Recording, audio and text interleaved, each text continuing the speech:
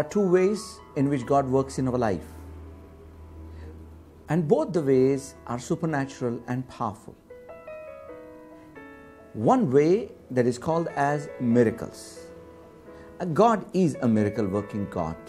And I have seen great miracles happening in my life, and I have seen great miracles happening in the lives of the people around me. You know, I have seen my mother raising up from coma.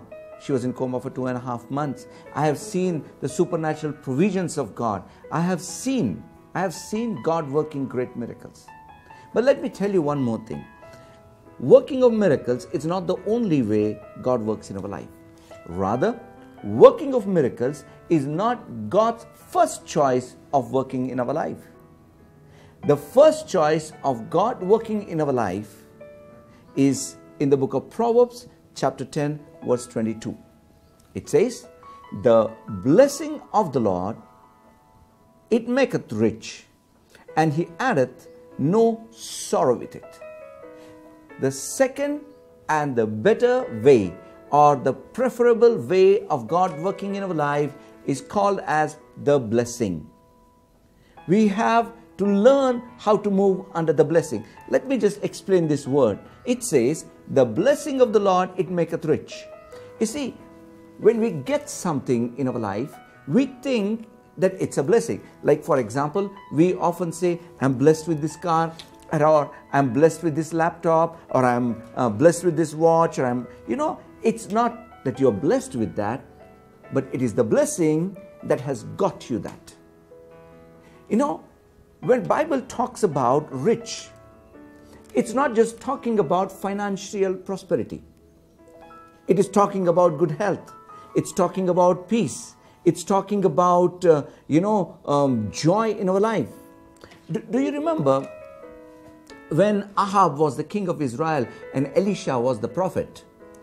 The king of Syria had surrounded the nation of Israel and wanted to attack the nation of Israel. But what the king of Syria was discussing and deciding in his innermost chambers, God used to reveal it to the prophet Elisha, and the prophet Elisha used to go and reveal it to King Ahab. So the king Ahab was always one step ahead of the king of Syria. And I call that richness. I call that blessing. See, the blessing of the Lord will always keep you one step ahead of your enemies.